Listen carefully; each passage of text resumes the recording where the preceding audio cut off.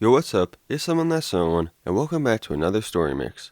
This time, we have some stories covering ayahuasca, a strong psychedelic brew coming from South America. You may have heard of the name ayahuasca, and the active ingredient at play is mainly DMT. Commonly, the ingredients for ayahuasca include Banisteriopsis caapi and Psychotria viridis, but these ingredients can vary. The main thing is, there needs to be a DMT-containing plant, and then an MAOI, which will make the DMT orally active. We'll have a few varying Huasca brews being presented today, both in ingredients and preparation, notably Syrian rue and some mimosas, and then an ayahuasca cake. And I do want to note, none of these are pharmahuasca, that is, using a pharmaceutical MAOI in the mix, and all of these are used with naturally occurring plants. So we'll get a good look at some varying ayahuasca brews here. But also today, we have a long-awaited collab happening. Here with me today is the bro, Tales from the Trip. This is the Trip Keeper from Tales from the Trip. If you like to listen to horror-related trip reports, then my channel is right for you. Go check it out after this video. Thank you. Make sure to go check out his channel. This will be the start of many collabs. Expect something coming up on his channel soon too. But besides that, I do want to note many of these were taken from back in the day, so the quality will vary. But if you want to see more of these, hit that like button and subscribe. But without further ado, let's dive right into this. Emotive Purging. I brewed the tea over 4 days. I used 56 grams of MHRB and about 40 grams of B caapi. I talked to the brew and did several extractions over 4 days. The MHRB and the B caapi were extracted separately. I did leave the brew alone for the majority of the time, which I was told not to do. However, I did prepare for the trip in many ways. I read a lot of journal articles, trip reports, watched videos, and asked advice from experienced friends. I started a low tyramine diet 2 weeks before the session. My girlfriend and I fasted all morning before the session. I didn't eat anything or drink water. We listened to Buddha Attitude on Pandora all morning and filled the room with sage smoke. We also played some Icarus that provided us strength during the trip. We did some journaling before the session concerning our intention of use and what we would hope to learn or acquire from the ayahuasca spirit. We both showed great respect for this plant teacher. The ayahuasca session took place in my apartment and partially outside on the balcony. We started to drink the tea, and I was surprised at how well my body accepted it. I realized that the tea was still diluted, which was why it didn't taste too bad. I reduced the bark and the vine down even more to the amount that we were capable of drinking. We drank the B caapi first. It tasted just as I imagined, very disgusting. It was almost like the plant was saying from the onset, "This is going to be hard to swallow, so I hope you're ready." It took us some time to swallow all the caapi. We kept a bucket nearby in case of purging. It was around this time that the hostilis was ready. I still hadn't felt anything from the B caapi. My girlfriend drank the hostilis first, as I would wait to take my dose in case anything happened to her. She had a sip of it and threw up the strawberries she just ate within minutes. I've heard that the M. hostilis has a higher concentration of the chemical tannins that causes purging. The thought of finishing the rest was too much for her, so she told me to go ahead and drink it. The M. hostilis was a little harder to keep down than the caapi. I was starting to feel a little loose from the caapi, so I wasn't thinking about the awful taste as much. I drank it pretty slow. It took about an hour total to finish the caapi and the hostilis, which is not ideal. I finished the hostilis and sat down in my papasan chair listening to Eastern sounds. I knew the best thing I could do now was wait. The first sensation I had was drowsiness. I became very sleepy and started to drift off. I tried to fight it because I thought I might miss something if I fell asleep. As I was about to enter into sleep, I felt and heard a zap sound in my brain, as if I received an electric impulse shock in my brain. It startled me and I jumped up. I didn't want to close my eyes after that, thinking I would get another shock. I tried to keep my eyes open even though I had an urge to keep them shut. Then I started to feel very anxious. An overwhelming fear came over me. I freaked out a little bit. I just kept thinking about all the negative things in my head. I was thinking about all the dark, disturbing, hostile, angry, violent material that was stored in my brain. I felt like the plant was pushing me to confront all this. I fought with it for a bit. I was laying back and the ceiling started spinning and I was starting to fixate on things. The plant was ready for me. It was a weird feeling because I have done LSD before, and LSD kinda let me have it without a choice. I felt like ayahuasca let me sit there and consciously choose to enter the trip. I started to feel very sick. I was still scared of certain thoughts and images in my brain. It had been about 40 to 50 minutes since I finished the M. Then the purging came on. It was all dry heaving since I still hadn't had anything to eat or drink besides the tea.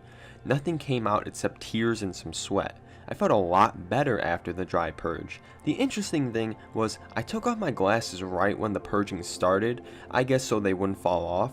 And I never take my glasses off for long periods of time because I get bad headaches, but I didn't realize it until later that I didn't put my glasses back on until I had come down from the trip.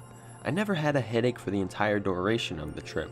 It was like I was taking off the device that allows me to perceive reality and opening up my natural eyes, or third eye, to perceive a new reality. I lay back down in the chair and was like, shit, what is gonna happen now? My girlfriend never finished the M. and I'm glad that she didn't. It was at this point that I really needed someone to sit with me to keep me calm and cool my body down. I told her, it is waiting for me, should I go with it? And she was like, yes. I closed my eyes and submitted to the plant. It was about this time that everything got a little fuzzy. This would be the timeless part of the trip.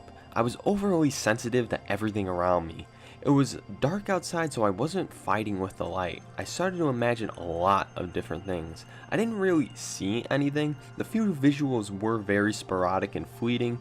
I did feel a little like going through a tunnel at a pretty high speed for a while. It didn't really feel like hallucinations at all. It was much more like lucid dreaming. It was all imaginations, not visuals. I imagined my body being eaten by an alligator. I imagined flying through a beautiful garden. My eyes were closed for what seemed like a very long time. I then opened my eyes and started to feel very warm. I got scared for a little bit because I felt like my body temperature was too high.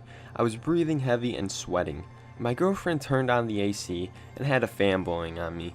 I drank a lot of water. It was at this point that something happened that I did not expect to happen at all. I cried. I cried like I haven't cried in a long time. I didn't just cry, I bawled my eyes out. I started to think about our peaceful existence and that it was intruded with thoughts about hurting people. I thought about Hitler, Christian Mao, Pol Pot, and ruthless terrorists. I could not understand why these people would devote their lives to hurting others. It hurt me. I cried for all those who are suffering or suffered. I knew that no one should have to endure that. I felt like I could not hurt a single fly at this moment of the trip. There was too much beauty in every living thing to inflict pain upon it. I had overflowing compassion for these ruthless dictators. I had a love for every living thing.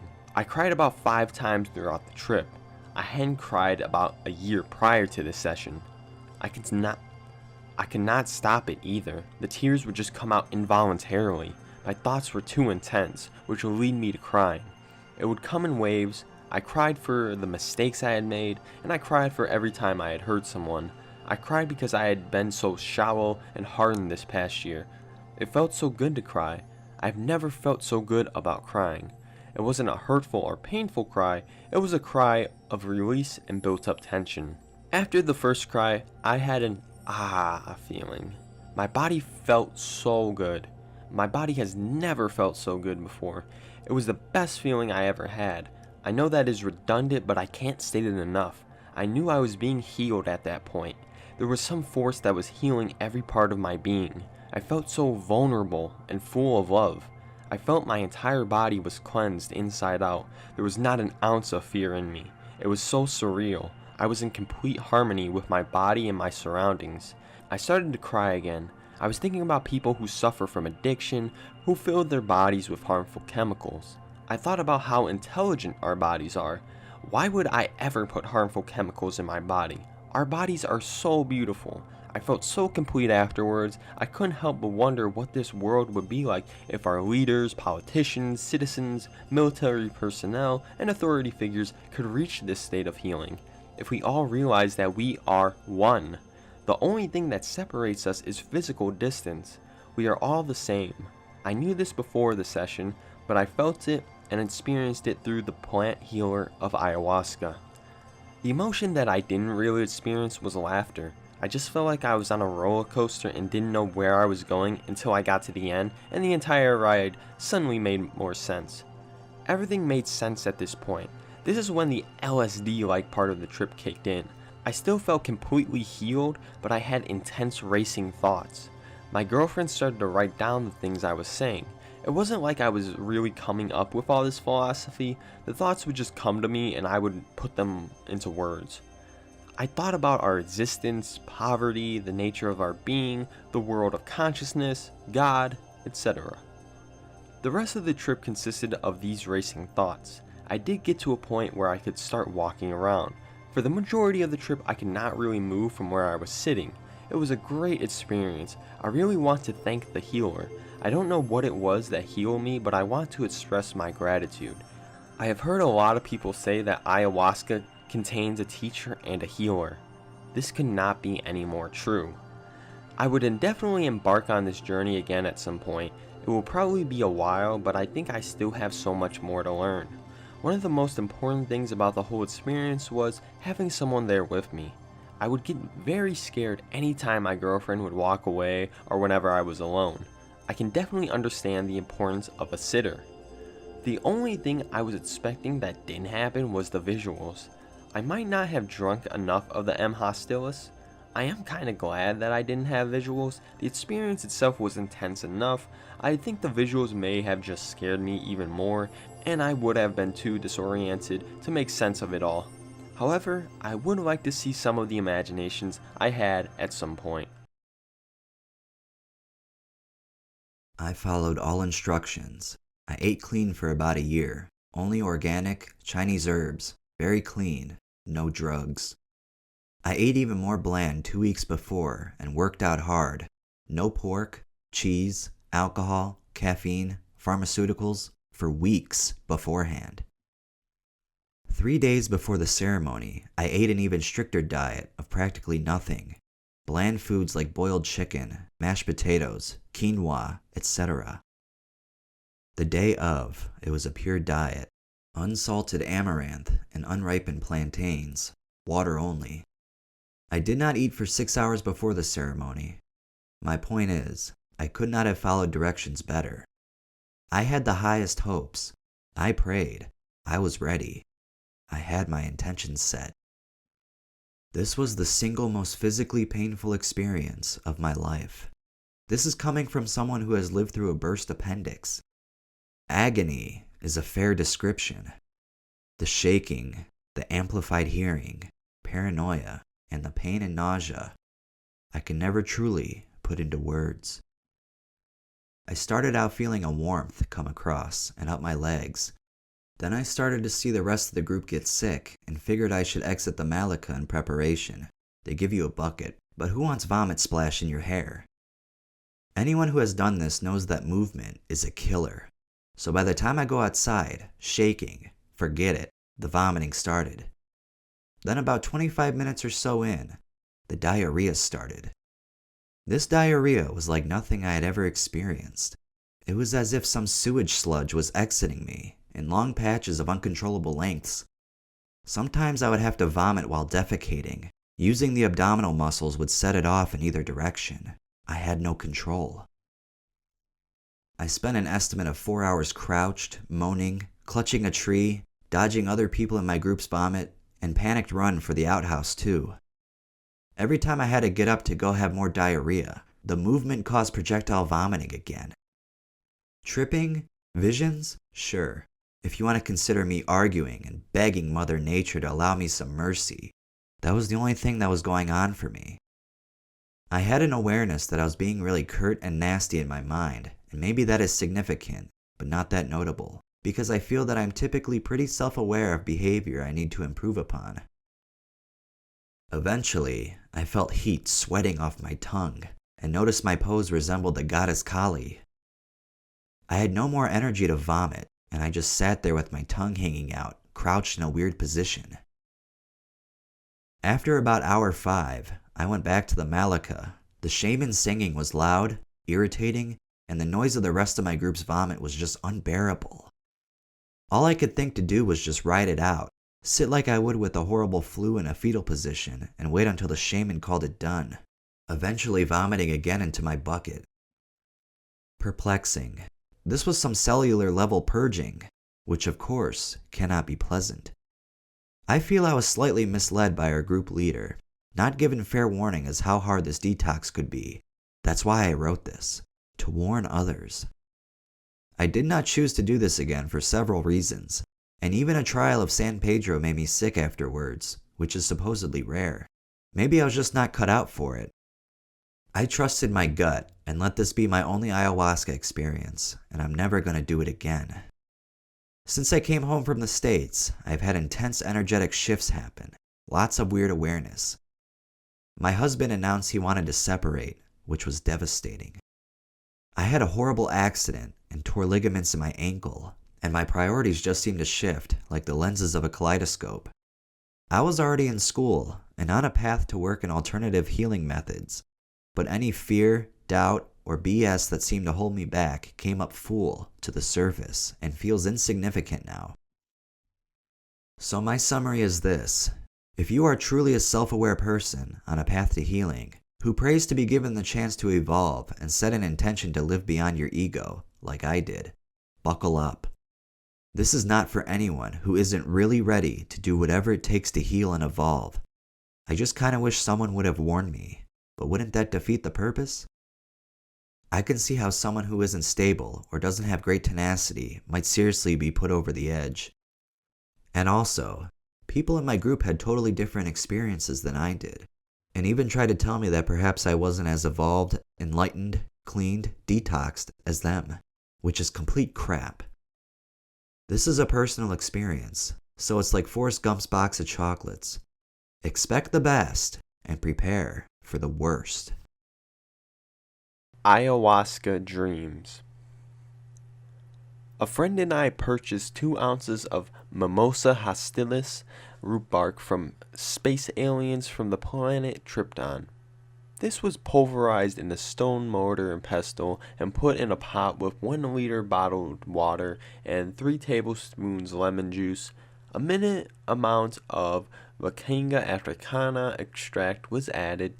Doubtful it contributed to the effects, it was just available, and the whole mess brought to a boil. It was boiled for about an hour, then strained, and the sludge boiled for another hour in a fresh liter of bottled water and lemon juice. The combined filtered liquids, which still had a bit of sludge from particles small enough to go through a t-shirt, were boiled down for about half an hour to 600 milliliters of thick shit brown liquid with purplish tones.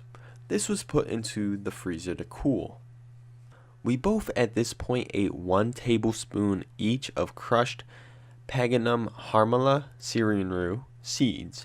We waited about 15 minutes each, then each drank 100 milliliters of liquid. We each originally poured 150, a quarter of the total, but were unable to force down the last shot.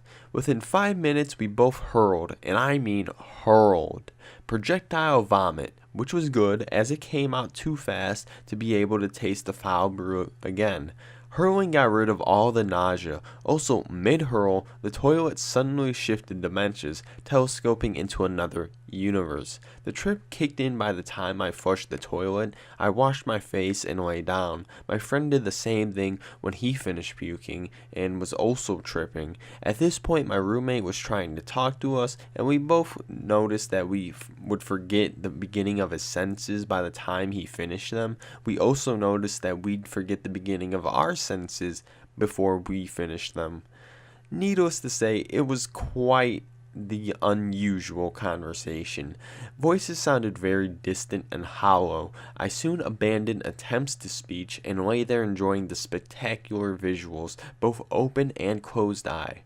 One unusual effect of ayahuasca is persistent closed-eye visuals. You can have your eyes closed and imagine intensely vivid sceneries. You can open your eyes to try and talk to someone, then close your eyes when done, and the same scene would be there, identical and unchanged. There was also a great deal of conscious control over the visuals. We put on The Sky of Mind, a Ray Lynch tape, strange ambient / new age shit played on tubular bells. I felt my body melt when I could feel it at all, to the ethereal notes. We turned on a black light partway through the peak, which took it to the whole other level.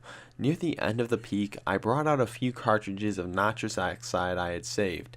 The ayahuasca nitrous synergy is very, very good. Cosmic euphoria with vivid closed-eye visuals and accompanying emotional fantasies.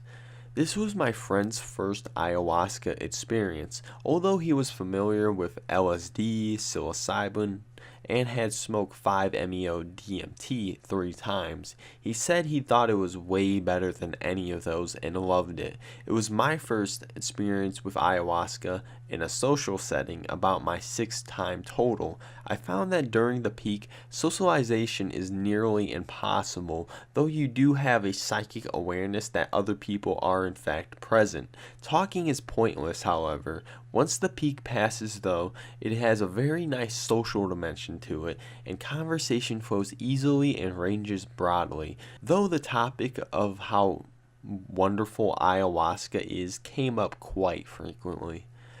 Peak lasted about 1 hour, with lingering effects for another 2 hours or so. This was a full-blown +3, and I felt several times on the edge of a +4 breakthrough when I closed my eyes and everyone was quiet.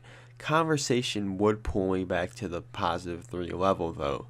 This was a very, very pleasant dream. I feel good for having initiated another person into the mysteries of the good medicine. A haunting experience. My recent experience with ayahuasca was very complex and turbulent. It was my first time taking the plant brew, and I had done a lot of research on the effects of the plant and how to prepare them. My main reason for ordering the plants was to help my father overcome his addiction to alcohol and free himself from the negative cycles he had been living in. But I cannot say it was all for my father. I too wanted to experience a visionary state of consciousness. I ordered Psychotria viridis foliage, Banisteropus capi whole vine, Mimosa hostilis, root bark, and Syrian rue seeds from an online source. I prepared myself for the sacrament by abstaining from foods that could negatively react with the MAOIs 2 days beforehand. I followed a recipe that I thought would give me good results. I used 50 grams of capi vine, 40 grams of P. viridis, 10 grams of mimosa, and 3 grams of Syrian rue.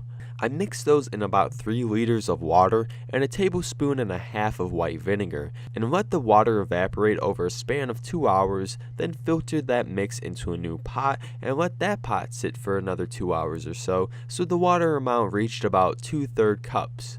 This process would be repeated 2 more times with the same filtered material so that I had a total of 2 cups of ayahuasca. Basically, the analogy is that I was making 3 cups of tea with 1 tea bag and boiling down each one of those cups to 2/3 and mixing them together to end with 2 cups of aya. I planned on only drinking 1 cup of the mix, and I had made the second cup just in case I threw up the first 2 quickly. It was finally time to drink the brew. I went outside to my backyard, which was filled with beautiful herbs, flowers, and trees, and laid out on a blanket to sit on. I had crushed the Syrian rue seeds and put them into capsules, and to start it off, I took 3 pills. There were 6 rue capsules in all, and about 5 minutes later, I took the other last 3. I drank the brew slowly over about a period of 30 minutes. After about an hour after taking the brew, the experience was kicked into high gear.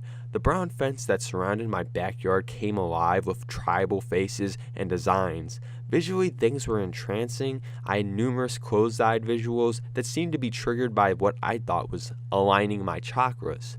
Kaleidoscopic Buddhas entered my inner world and floated all around. I got up to dance, and while I was dancing, a voice came inside my head and told me that life was just an endless dance. I was reenacting the birth and death of the universe. I became Kali, and my voice roared with anger, but then my inner voice came back and reminded me of the dance. My body also seemed to be changing. My skin seemed to be getting lighter and more old and feminine, but then quickly flashed back to its original form. My mother came outside to see how I was doing, and now I can see how much the ayahuasca was affecting my vision. My mother's face seemed to be made up of many pastel colors and then glided to and fro. We talked about how I was feeling and how I could help humanity, but at the time I just felt that humanity was stuck in its endless dramas, and I was in a place beyond drama, where I understood that everything was just a dance, no more, no less. She left me a short time after, and I felt guilty about not taking the right action or really integrating what my mother had said. So I came inside and talked to her about her country, Colombia, and then decided to dance with my mom. We put on some Carlos Vives and had a fun time laughing and dancing. But then I started getting woozy, and it was hard for me to understand her, and the music seemed to be becoming metallic and foreboding. At this point, I can't remember anything else. I blacked out. But the next morning when I woke up, my mother and father told me of the nightmare that I had wrought on myself and on them. Supposedly, I started screaming, "Rape!" and "Homosexuality!" at the top of my voice. I tried to hurt myself by jumping over the fence on my backyard. They told me I had taken off my pants and underwear and started clutching my testicles. I got very aggressive, and as my dad tried to hold me down, I bit his nipple and hurt him very badly. They said I had a deranged look in my eyes and that I did not stop screaming rape or homosexuality for about 3 hours straight. I do not remember any of this. I hurt myself by scratching my face, arms, and falling numerous times. The next morning when they told me of this, I looked at my body, and all over are bruises and cuts from where I hurt myself. Without my dad, I don't know if my mom could have controlled me. In conclusion, I feel I made my brew too powerful, and I will stay away from ayahuasca for a long time. I don't think I'll ever make the brew on my own again. I felt horrible for what I did to my parents, and what made matters worse was that the next day I had a horrible headache. I will have to find some other way to free my dad from his addictions. Be careful with ayahuasca. It's not a toy. I have researched a great deal about a specific psychoactive plant, and I learned much about the great healing properties of the plant for those with problems like addiction and other issues like that. I have also known the great profound experiences in regards to religious experiences that people have had. After 6 months of researching the topic and the compiled knowledge of a friend, I decided that I would like to try it. Taking it with a friend, we both have had a profound experience where I learned many life lessons about my problems with speaking in public and my strives to be perfect in all I do. Not knowing the strength of such a psychedelic, I decided to try it once again, but this time in hopes to help another friend who had an addiction with medication. The friend was unable to keep down the material, but I was able to keep it down, and I started to feel the effects I once felt before. I must note, in order to get this extract, I boiled 30 ounces down of ayahuasca for over 6 hours. I would not recommend anyone doing that. I had a wristwatch on, so I was able to check the times. 40 minutes in, I felt dizzy and felt a change in temperature, and I started to get a little woozy. 50 minutes in, when I opened my eyes, I started to see the walls and area around me look fake, and as though space and time was starting to fall apart. Like the world around me was fake, and that I was entering another place. 50 to 90 minutes in, I had a profound experience where a being asked me if I had any questions. I asked him, or her, why I treated people so badly. It said to me that since I didn't learn the first time I had this experience, that it was going to teach me the lesson this time. It put me in the position of a slave creature on another planet and left me there for a while to feel how small and unimportant I was. I thought to myself that if I was left there forever, that it would may be the worst feeling I could ever have and would never be able to be human again. It brought me back and told me, see how it feels to be a slave? To be something so small that no one cares about you. I said, yes, I understand. It then took me to another place by breaking down the fabric of what makes up everything we see, as though everything was made of energy, even the guide. I could not see this type of energy, but I could more or less feel it in some way. I still wanted to see what things look like, and told the being so, because I wouldn't understand otherwise. It replied, You humans are so obsessed with what things look like that you do not understand anything besides what you can feel or see. There is so much more going on. I will show you. It showed me something that I saw before from my other experience, but only for a moment.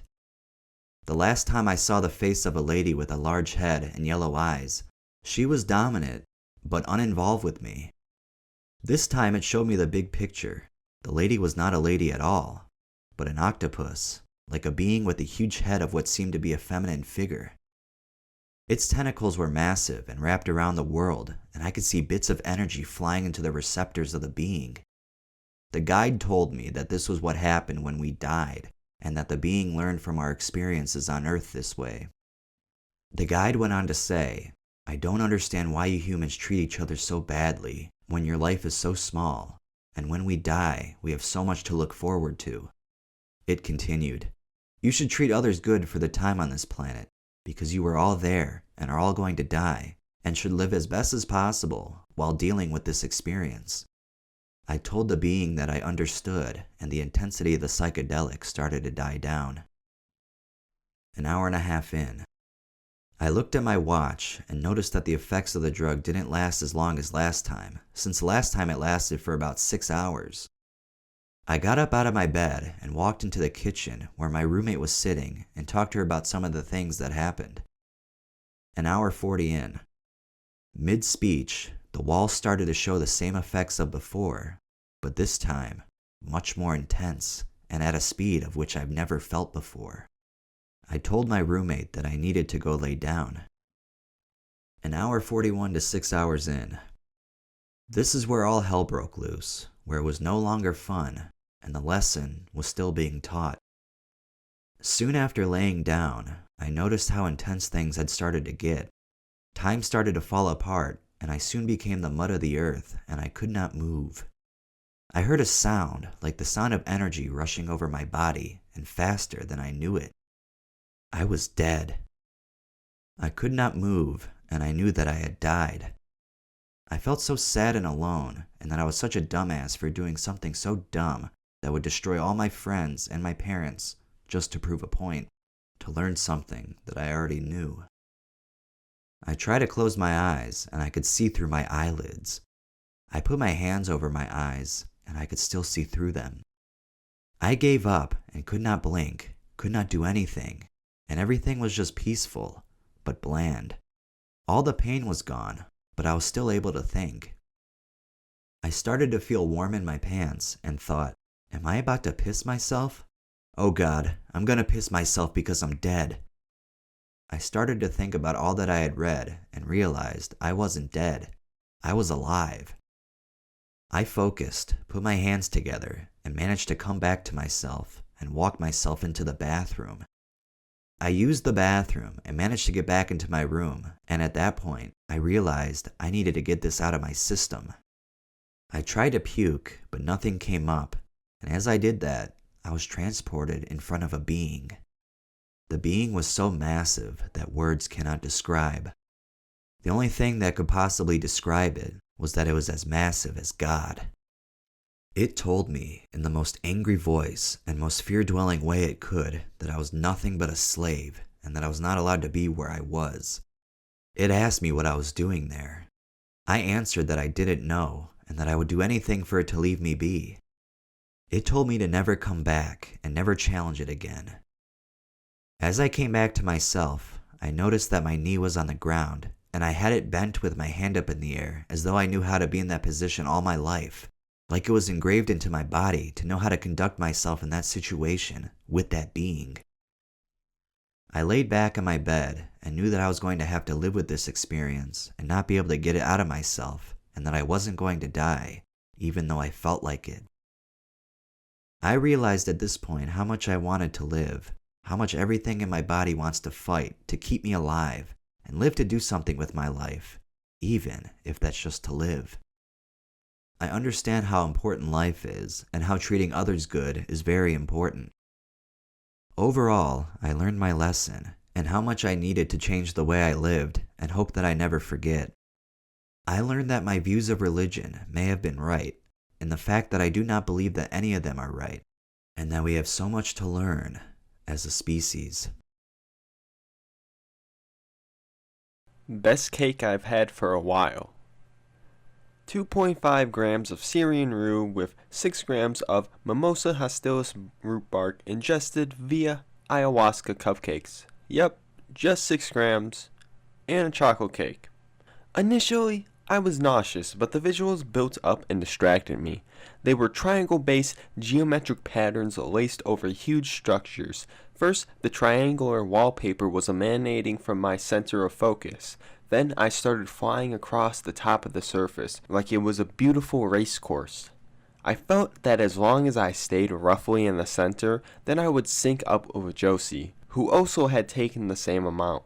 Nausea came and went, and when it went, the visuals lit up with glorious intensity, tinted orange like sunlight. I even felt warmer. Ayahuasca started to tell me how to better myself quite early on. First off, I was told to get a haircut.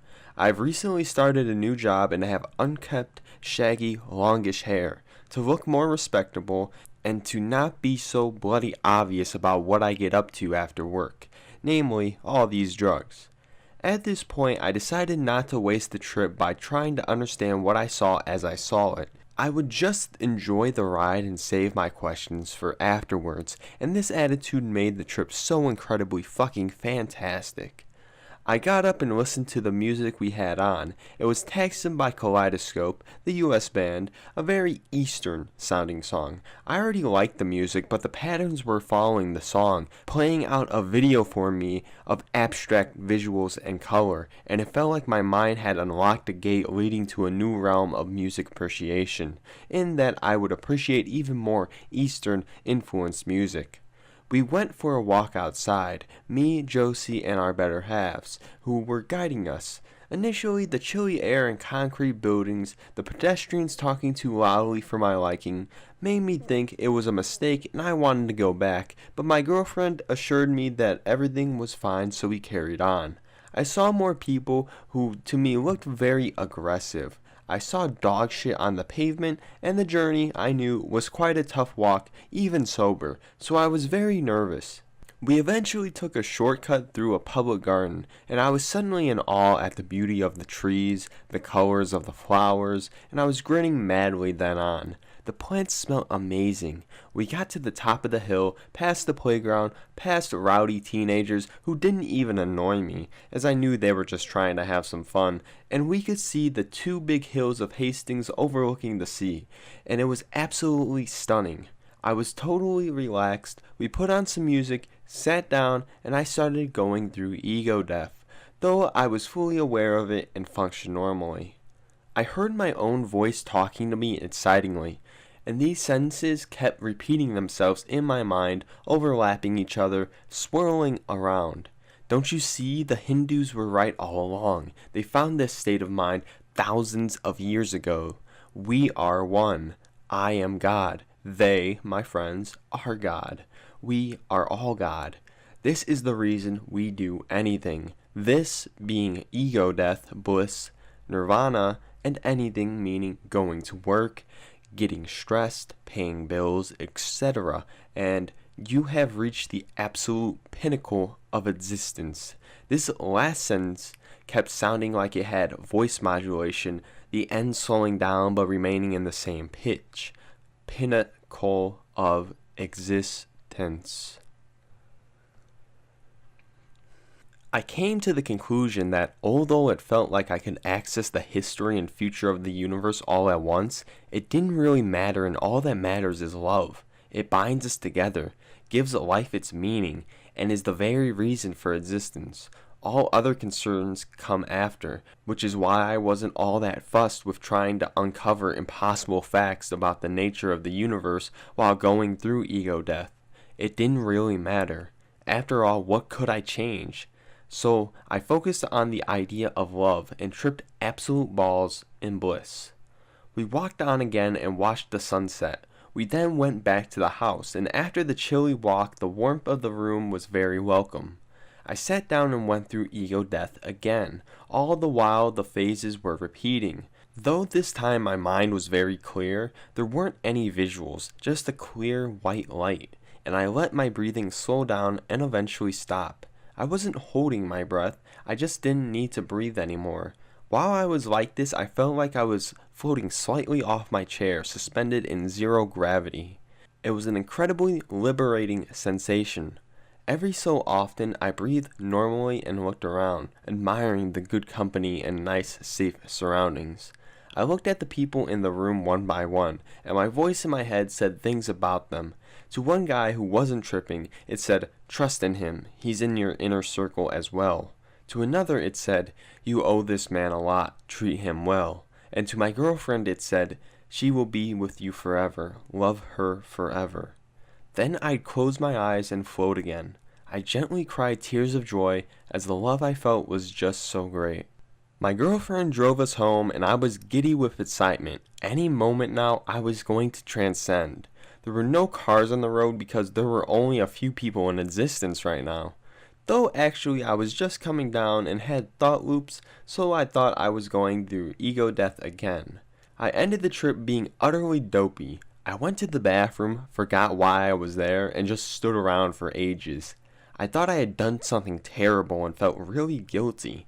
I didn't sleep as I felt so guilty and needed to piss so badly because I forgot to go while in the bathroom, but I didn't do anything about it as I thought it was an inadequate punishment for some horrible thing I had done. There wasn't anything I did, of course. I just needed guidance on everything at that point, and I needed help getting undressed and put into bed. But hey, what a trip.